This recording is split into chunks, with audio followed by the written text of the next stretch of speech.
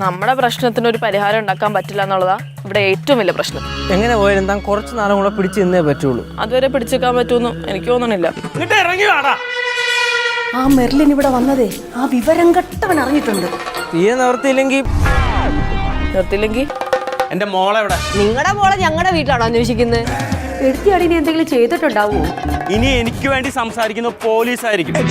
എന്റെ ഈശ്വര, മെർലിൻ വീണ്ടും തിരിച്ചു വന്നിരിക്കുകയാണ്. കഴിഞ്ഞ എപ്പിസോഡിൽ ഉണ്ടാക്കിയ കോലാഹലങ്ങളൊക്കെ നമ്മൾ കണ്ടതാണ്. ബാലാമണിയൊക്കെ ആയിട്ട് കുറച്ച് പ്രശ്നങ്ങളൊക്കെ ആയിട്ട്. പക്ഷെ ഇപ്പോൾ ബാലാമണി പുതിയ എപ്പിസോഡിലില്ല. പക്ഷേ മെർലിൻ്റെ കല്യാണം പെട്ടെന്ന് ആവണമെന്നൊക്കെ ഉള്ള ആ രീതിയിൽ കേശുവായിട്ട് വന്ന് അപ്രോച്ച് ചെയ്തിരിക്കുകയാണ്. പിന്നെ വിൻസെന്റ് ഗോമസ് തിരിച്ചു വന്നിട്ടുണ്ട്. വിൻസെന്റ് ഗോമസും വൈഫും കൂടെ അവിടെ പാർമട വീട്ടിൽ വന്ന് നടന്ന് പ്രശ്നം ഉണ്ടാക്കുന്ന കുറച്ച് പരിപാടികളിലേക്ക് കാര്യങ്ങൾ പോകുന്നുണ്ട്. ഭവാനി അമ്മയെ ലച്ചുവൊക്കെ നല്ല രീതിയിൽ പേടിക്കുന്നുണ്ട്. ലച്ചു അങ്ങോട്ട് തിരിച്ചു കൊടുക്കുന്നുണ്ട്. ഭവാനി അമ്മയ്ക്കൊക്കെ നല്ല രീതിയിൽ പേടിയാവുന്നുണ്ട്. പിന്നെ അവരുടെ എല്ലാവരുടെയും ഒരു സംശയം എന്ന് വെച്ചാൽ കേശുവും മെർലിനും കൂടി ഇനി വല്ല രജിസ്റ്റർ മാരേജ് ചെയ്യുമോ എന്നുള്ളതാണ്.